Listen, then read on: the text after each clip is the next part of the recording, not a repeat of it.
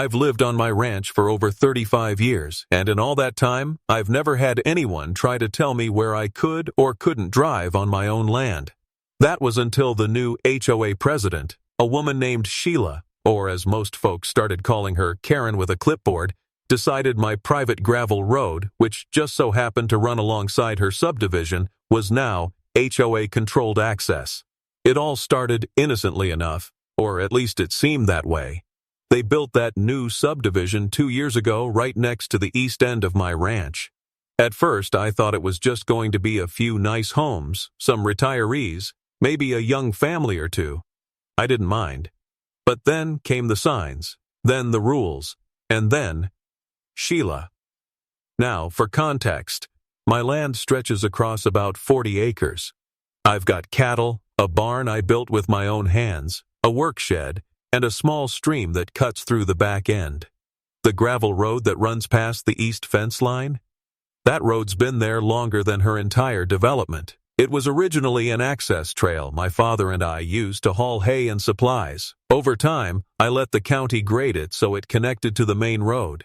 It became convenient for locals, especially new residents from the subdivision who liked using it as a shortcut. I didn't care, until they started acting like it was theirs. One morning, I was heading out to fix a busted water line near the barn. When I got to the gate, I found a bright yellow metal fence had been bolted straight across the gravel road, right where it bordered the HOA subdivision. No warning, no notice, no conversation, just a damn blockade. There was a sign zip-tied to the chain link that read, "Private HOA Road, no ranch access, violators will be fined." I blinked, read it again. Was this a joke? I got out of my truck, walked up to the gate, and sure enough, it was locked, with a brought and new HOA branded padlock, the kind that shines like smug authority. I wasn't in the mood to get mad, not yet. I drove around the long way, took the back field trail, and handled my repairs. But that afternoon, I walked over to the HOA office, which sat like a soulless square box at the center of the subdivision. Inside, I found Sheila, mid-40s, sharp blonde bob haircut, sunglasses on her head indoors, sipping from a glittery boss lady tumbler, the type that thrives on community control and thinks next door is a legal forum. "Afternoon," I said. "I need to talk to you about the fence on the East Gravel Road." She didn't look up. "It's HOA property. Access is restricted." "No, ma'am. That road's on my ranch easement. I let y'all use it out of courtesy, but that fence blocks me from using my own land." Now she looked at me, with the kind of smile that tells you she's been waiting for this exact confrontation. "We've reclassified that portion of the road for HOA security purposes. The board voted on it. If you have concerns, you can submit a formal complaint." I blinked again.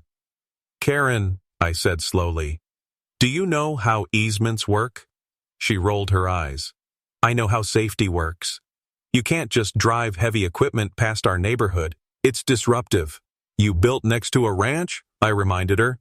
"That's like buying a house next to an airport and complaining about planes." "I don't appreciate your tone," she snapped, "and I don't appreciate you blocking my road." She stood up, arms crossed. "You'll need to find another route."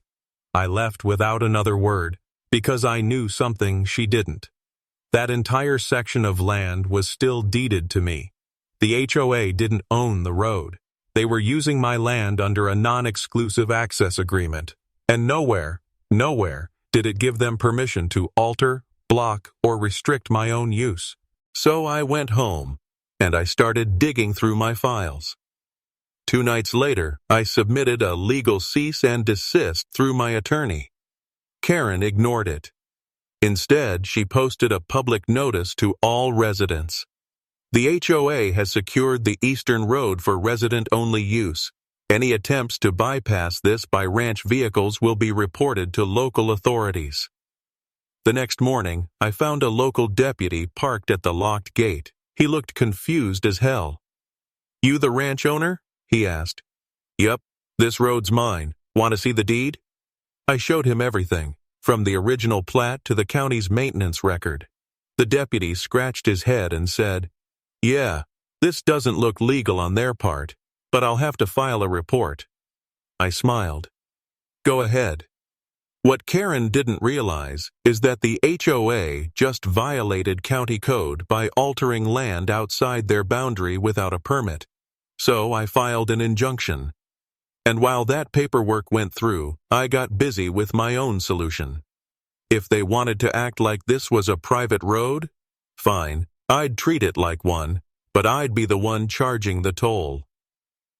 That week, I welded together a brand new ranch gate, one that stretched across my entry point to the gravel road.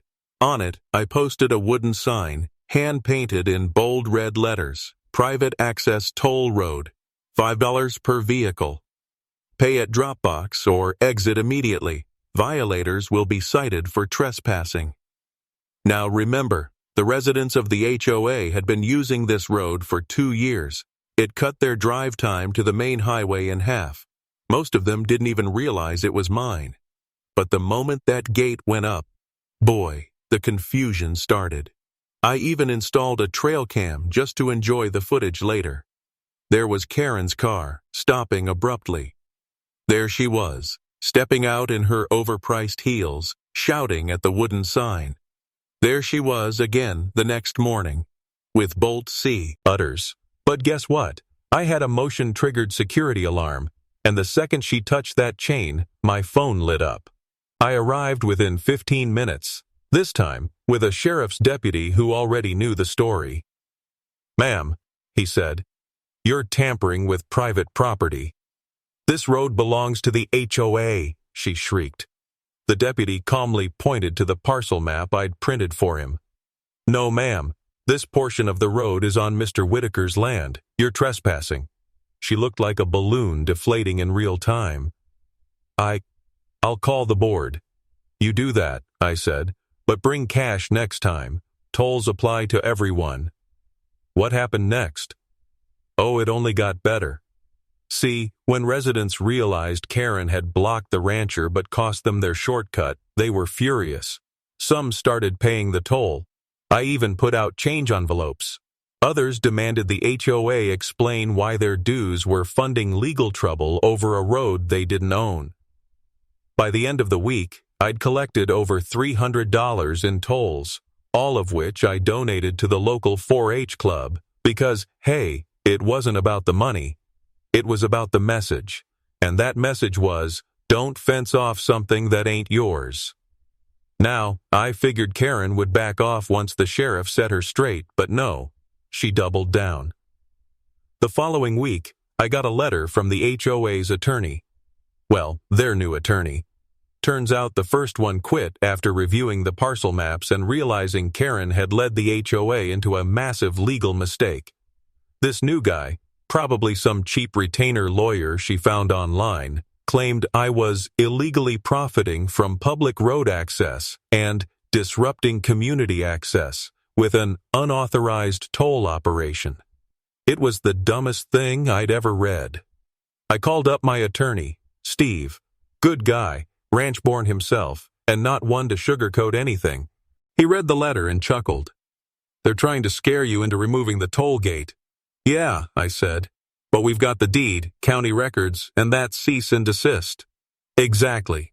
And they've got a Karen with a clipboard and a board that signed off on trespassing." Steve went ahead and drafted a response, warning them that if they didn't stop harassing me, we'd file for damages, including reimbursement for all toll income lost during their illegal fence stunt and the court fees I'd incurred trying to clean up their mess. But Karen didn't just stop at legal threats. Nope. She held a town hall meeting in the HOA clubhouse.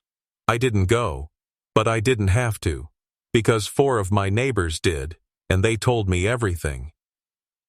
She stood up there in front of 20 or 30 residents, going off about hostile landowners and dangerous backwoods toll traps, said I was profiting off the community and turning the neighborhood into a war zone.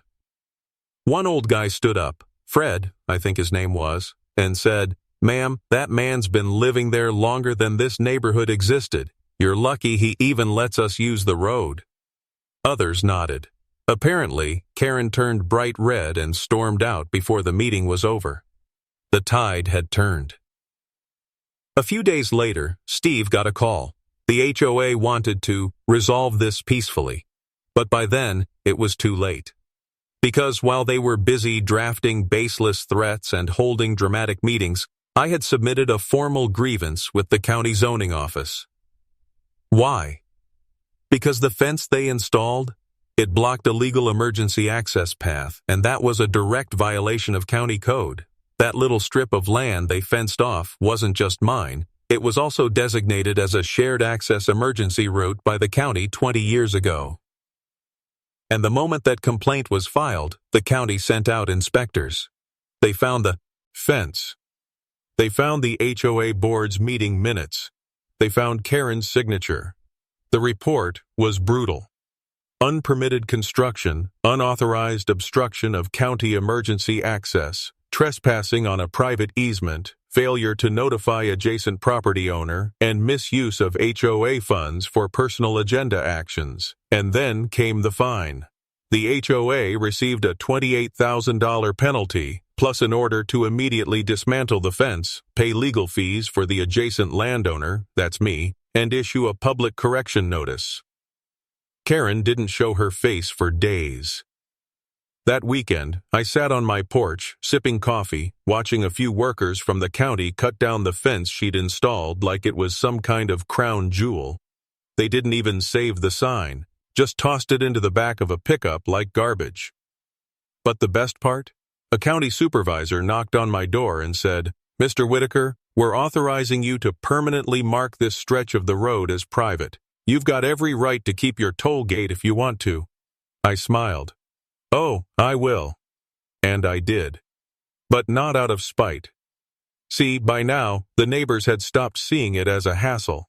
Some actually liked it. They told me they appreciated how I kept the road clear during snow and storms. A few of them even offered to pitch in for maintenance costs. So I did something unexpected. I replaced the toll box with a new one, this time labeled Donations for Road Upkeep Local Kids Fund. People gave even more. Karen tried one more time to lash out. She posted a rant on a local community Facebook page claiming I was extorting residents and hiding behind legal loopholes. But the internet doesn't play well with lies. Someone, I don't even know who, posted screenshots of the county report, the parcel map, and even a photo of her yelling at the toll gate. She deleted the post the next day. Not long after that, the HOA board held an emergency election. Karen was voted out, not just as president, but permanently banned from any leadership role in the community. Apparently, her actions cost them over $35,000 in total penalties and legal costs. And me? I kept living, fixed fences, tended cattle, hosted a couple of fishing days for local kids. That toll gate became a symbol, not of money, but of boundaries and backbone. Every once in a while, someone still asks me, "Hey, is it true you made Karen cry over a dirt road?" And I just smile and say, "No, she cried over not owning what she thought she controlled." Moral of the story? You can build fences, you can post signs, you can even call it a road. But if you block off a rancher's land, don't be surprised when it turns into a toll road that you end up paying for. If you enjoyed this story, don't forget to like, subscribe, and stick around. I've got more wild HOA tales coming your way. Ask ChatGPT.